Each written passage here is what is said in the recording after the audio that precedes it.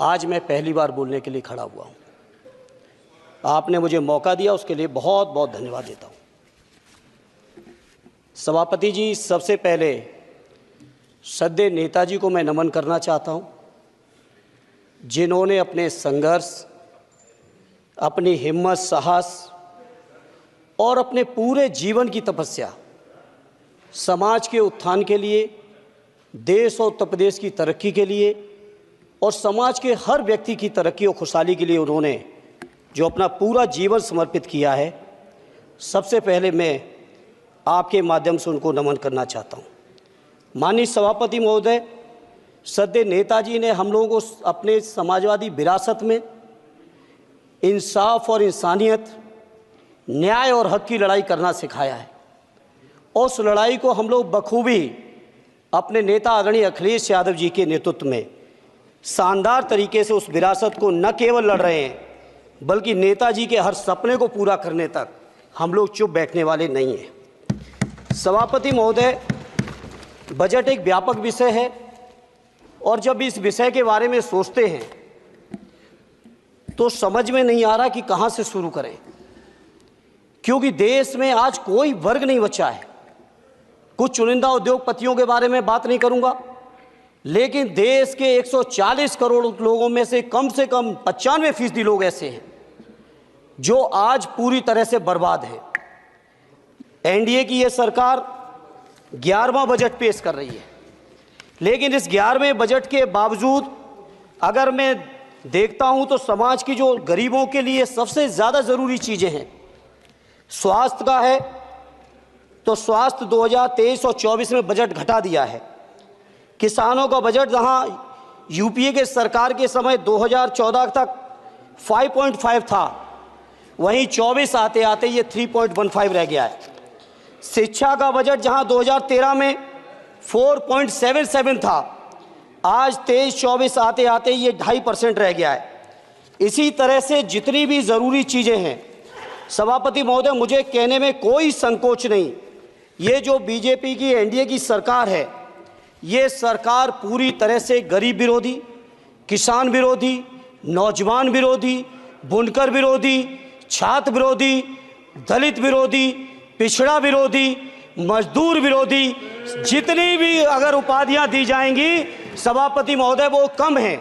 और मैं कोई राजनीतिक भाषण नहीं दे रहा हूं, मैं उदाहरण सहित आपको जब नंबर आए तो बोल देना, और हमें पता है आपका नंबर भी नहीं आएगा आपकी पार्टी में, ये भी पता है हमें। सभापति महोदय, श्रद्धेय नेताजी ने हमेशा कहा है कि चुनाव में या जनता के बीच किया हुआ वादा अगर आप पूरा नहीं करते हैं तो वो भी एक सबसे बड़ा भ्रष्टाचार है, और उस भ्रष्टाचार में अगर किसी ने वर्ल्ड रिकॉर्ड बनाया है तो बीजेपी की और एनडीए की सरकार ने बनाया है। सभापति महोदय, 2014 के चुनाव के समय प्रधानमंत्री जी ने वादे किए कि 2 करोड़ रोजगार हर साल मिलेंगे। स्वामीनाथन जी, जिनको भारत रत्न दिया है, सरकार को मैं धन्यवाद देता हूं, लेकिन वो धन्यवाद अधूरा है जब तक उनकी सिफारिशों को नहीं मानते हो। 2007-8 से लगातार मांग चल रही है देश में कि स्वामीनाथन जी की जो सिफारिश है, किसानों को 1.5 गुना समर्थन मूल्य देने का, एमएसपी की गारंटी देने का, कानूनी हक और अधिकार देने का, उस गारंटी को आज तक नहीं माना, आज तक नहीं माना, आज तक नहीं माना। स्वामीनाथन जी को आज तक नहीं माना। अध्यक्ष जी, डिस्टर्ब ना करिए। सभापति महोदय, मेरा टाइम इसमें काउंट नहीं होगा। आप इधर, अरे यार, बेईमानी से जीता है तो ज्यादा ना बोलो, मालूम है कितने बड़े तीरंदाज हो। इधर बेईमान हो, बेईमान हो, बेईमान हो, बेईमान हो, बेईमान हो। चलो, स्वामीनाथन जी की आपने नहीं मानी, एमएसपी आपने लागू नहीं की। कितनी बढ़िया बातें कि खाद पे हम सब्सिडी बढ़ा रहे हैं, पहले 50 किलो को 45 किलो, फिर 45 किलो को 40 किलो, और मुझे लगता है कि एक तीसरा कार्यकाल पूरे होते होते केवल 10 ही किलो बचेगा खाद के कट्टे में, इससे ज़्यादा नहीं बचेगा। मंडी एक नहीं बनाई, आत्महत्या इतनी कर रहे हैं किसान, और किसान अगर अपनी एमएसपी की मांग करते हैं, हजारों किसान यहीं दिल्ली की सीमा पर मारे जाते हैं, और आप सोचते हो कि आपकी बात को कोई समझेगा नहीं। सभापति महोदय, नौजवानों को कितना गुमराह किया गया। नौजवानों से कह दिया गया हर साल 2 करोड़ रोजगार। मैं आज सवाल पूछता हूं अपने नौजवानों की ओर से, बताएं भारतीय जनता पार्टी के लोग, सरकार में बैठे लोग, 10 साल आपने राज कर लिया है, आखिर 20 करोड़ नौजवानों को रोजगार कहां है? अरे छोड़िए यार, अबे कोई नोटिस नहीं लेता तुम्हें, छोड़ो कोई नोटिस नहीं लेगा तुम्हें। 20 करोड़ नौजवान के रोजगार का हिसाब कहां है? आज 11वें बजट में जब याद आई तो वो भी ट्रेनिंग की बात करते हो। मैं कहना चाहता हूं IIM IIT के नौजवानों को रोजगार नहीं दे पा रहे हो। आप सोच रहे हो इंटर्नशिप के इस छोटे से शगुफे से नौजवान खुश होंगे? देश के नौजवान खुश होने वाले नहीं है। सभापति महोदय, शिक्षा के मसले पर लगातार बजट घटाया जा रहा है, लगातार सरकारी शिक्षा कम की जा रही है, और ये बीजेपी की सरकार की लगातार प्रयास है कि नौजवान शिक्षित होंगे तो सवाल पूछेंगे। देश की JNU से लेके BHU से लेके MU से लेके जितने बड़े संस्थान हैं, सारे संस्थानों को बर्बाद कर दिया है। एक भी दलित, एक भी पिछड़े, कहीं आपका वाइस चांसलर नहीं है। लगातार जितने भी आपके professor, associate professor, assistant professor की नियुक्तियों में RSS का जब तक कोई फंडामेंटल कोर्स नहीं करेगा, बेसिक कोर्स, तब तक उसकी नियुक्ति नहीं होगी। आप क्या सोच रहे हो देश नहीं देख रहा है नौजवान? UGC का बजट लगातार कम किया जा रहा है। मेरा खुला आरोप है इस सरकार पर कि ये सरकार शिक्षा को प्राइवेट करके, शिक्षा को मुट्ठी भर उद्योगपतियों के हाथों में देके, शिक्षा को चुनिंदा लोगों के हाथ में देके, देश के 140 करोड़, जिसमें मैं समझता हूं 90% लोग गरीब हैं, उन गरीबों के हाथों से शिक्षा को छीनने का ये जो आपकी सरकार षड्यंत्र कर रही है, इसके लिए हम लोग इस मौके पे विरोध करते हैं। लगातार फीस बढ़ा रहे हैं, शिक्षकों की कमी है, रोजगार आप दे नहीं पा रहे हो, सामाजिक असमानता। सभापति महोदय, 2014 में जिस समय सरकार बनी थी NDA की, उस समय देश की जितने भी जो आर्थिक चीजें थी, जो वेल्थ थी, उसमें पिछड़ों की हैसियत 17% थी, 17%, और आज 10 साल की NDA की सरकार के बाद पिछड़ों की आर्थिक हैसियत हो गई है केवल 9%। मैं कहना चाहता हूं चुनौती के साथ, वित्त मंत्री अपने जवाब में बता दें, अनुसूचित जनजाति का एक भी व्यक्ति देश में अरबपति हो तो बता दो, एक भी अरबपति हो तो बता दो, एक भी दलित को अरबपति आपने बना दिया हो तो बता दो, एक भी पिछड़े को बना दिया हो तो बता दो। आप जवाब में दे देना, आप डेटा दे देना, आप डेटा दे देना, हमारी दबाव नहीं रुकेगी। सभापति महोदय, जब बीजेपी की सरकार, जब बीजेपी के लोग विपक्ष में रहे तो OPS की बातें किए। 10 साल से आप सत्ता चला रहे हो, 11वां बजट पेश कर रहे हो, पूरा देश आज OPS के लिए, सरकारी कर्मचारी परेशान है, कहीं OPS की चर्चा नहीं है, पुरानी पेंशन की कोई चर्चा नहीं है। सभापति महोदय, पुरानी पेंशन तो पुरानी पेंशन, हम मांग करते हैं, बहुत बड़े राष्ट्रभक्त आप बनते हो, मैं मांग करता हूं देश के पैरामिलिट्री फोर्सेस को आप पुरानी पेंशन दीजिए। मैं मांग करता हूं, आप राष्ट्रभक्त हैं ना, सीमा पे जो सुरक्षा कर रहे हैं, जो शहादत झेल रहे हैं, मेरी मांग है कि आप उनकी OPS दीजिए। वो आप OPS नहीं दे पाओगे। इसी तरह से सभापति महोदय, देश के अंदर बहुत से ऐसे संविदा कर्मचारी, एक से एक बढ़िया फार्मूला, अब कानूनन मंडल आयोग लागू हो गया तो कैसे पिछड़े और दलितों को रोकें? तो संविदा कर्मी की प्राइवेट कंपनी, प्राइवेट आपने आउटसोर्सिंग कर दी। आउटसोर्सिंग के कारण से देश के सारे दलित, सारे पिछड़े, सारे आदिवासी आपकी सेवाओं से बाहर हो गए, उनके पास कोई कानूनी हक नहीं। तो ये जो आरक्षण को खत्म करने के तरह तरह के जो आप लोग षड्यंत्र अपना रहे हो, इस षड्यंत्रों को देश का जनमानस पूरी तरह से जान भी चुका है, पहचान भी चुका है, और इसीलिए उत्तर प्रदेश से तो आपको कर ही दिया है बाहर, देश से भी बाहर जल्दी करेंगे, और हमारे साथी मिलकर दूसरे प्रांतों से भी बाहर करेंगे।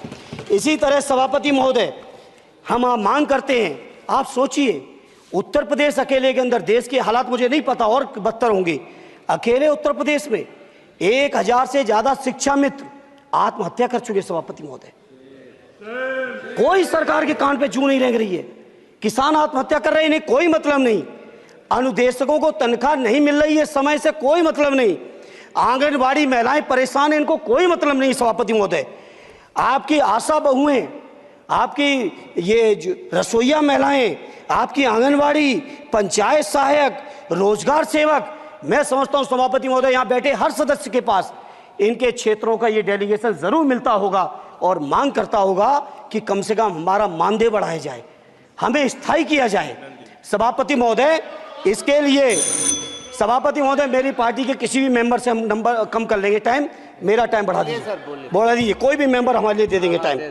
हम लोग इसलिए सभापति महोदय, इन सभी समस्याओं के लिए मैं आपसे कहना चाहता हूं कि इनका समाधान करिए, और नहीं समाधान करेंगे तो अभी तो बैसाखी पे बन गए, बिहार और आंध्रा को पैकेज देखे फिर देश में कितने राज्यों को पैकेज दे पाओगे। अरे वित्त मंत्री जी, उत्तर प्रदेश से आते हो, इतना भी हक नहीं कि पूरे बजट भाषण में एक बार उत्तर प्रदेश का नाम आ जाता। इतना अयोध्या से नफरत हो गई, अयोध्या से अवधेश जी क्या जीत गए, आप लोगों को इतनी नफरत हो गई कि एक भी उत्तर प्रदेश का एक बार भी नाम नहीं आया। सभापति महोदय, इसे मैं आज इस मौके पर सभापति महोदय देश के गरीबों, किसानों, नौजवानों, व्यापारियों, बुनकरों सभी की ओर से कहना चाहता हूं, ये बजट देश विरोधी बजट है।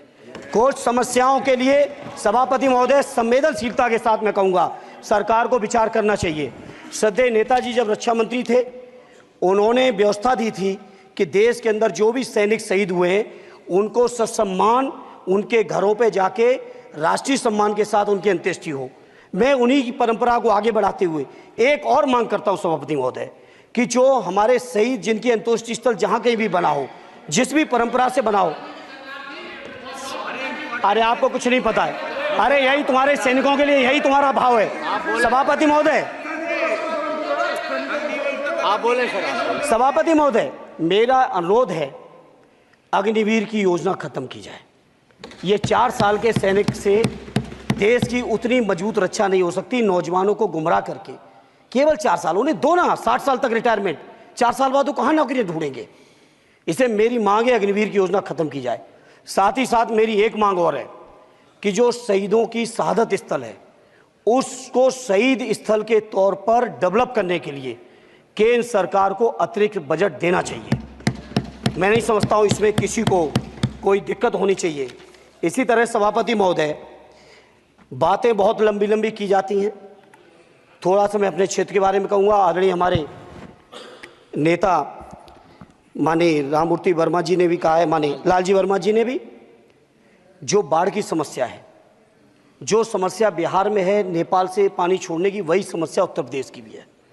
और विशेषकर पूर्वी उत्तर प्रदेश में अगर आप चलिए तो खीरी से शुरू करेंगे, पीलीभीत खीरी से लेके पूरा आप चले जाइए और एकदम कुशीनगर बॉर्डर तक, बिहार बॉर्डर तक पूरी की पूरी समस्या है। घाघरा जब आती है तो मैं समझता हूं इन जिलों के लाखों लोगों को तहस नहस करके चली जाती है। जितना विकास होता है सभापति महोदय, बरसात के समय वो सारा का सारा विकास पूरी तरह से खत्म हो जाता है। इसलिए मेरी मांग है केंद्र की सरकार से कि बजट आप पास कर रहे हो तो कम से कम उत्तर प्रदेश से इतनी नफरत ना करो। 2 बार तो उत्तर प्रदेश की दम पे ही बैठे थे और तब भी ये वित्त मंत्री जी हंस रहे हैं, इनके यहाँ भी आता है बाढ़ तो जाती होगी, महाराज बसता तो नहीं होगा, कुशीनगर बसता नहीं होगा, आपका मऊ बसता नहीं है, आजमगढ़ बसता नहीं, अम्बेडकर नगर बसता नहीं, बहराइच बसता नहीं, खीरी बसता नहीं, श्रावस्ती बसता नहीं, पीलीभीत बसता नहीं, बलिया बसता नहीं है, कुशीनगर बसता नहीं है, गोरखपुर बसता नहीं है। इतने जिले तो हमारे उत्तर प्रदेश के प्रभावित हैं। तो बिहार की तरह से एक विशेष पैकेज हमारे उत्तर प्रदेश के लिए भी दे दो। कम से कम इतना तो कहने की हिम्मत रखो, केवल चीखने के लिए बैठे हैं सब के सब। सभापति महोदय, दूसरा एक मैं बात, हमसे पूर्व जो सांसद रहे हमारे आजमगढ़ के, बड़ी लंबी लंबी बातें की, गोरखपुर से आजमगढ़ होते हुए बनारस तक का हमने रेलवे लाइन स्वीकृत करा दिया। सभापति महोदय, मैंने जब पता किया अधिकारियों से तो सच्चाई ये है कि अभी उस पर एक भी पैसे का बजट का आवंटन नहीं है, नहीं है बजट का आवंटन। हाँ, आज आप ही ने तो पेश किया बजट, आप ही तो साइन किए हो, निर्मला जी ने तो किया नहीं होगा, आप ही ने किया होगा। तो सभापति महोदय, उस पर बजट भी आए, उस पर बजट भी आना चाहिए। दूसरा सभापति महोदय, ये जो समस्या है बाढ़ वाली, मैं समझता हूं कोई अकेले मेरी नहीं है, मेरे अकेले क्षेत्र की नहीं है। जो भी संवेदनशील व्यक्ति होगा इस पर जरूर गंभीरता से सोचेगा, उसको सोचे। इसी के साथ मैं अपनी पार्टी की ओर से इस जन विरोधी बजट का पुरजोर विरोध करता हूं।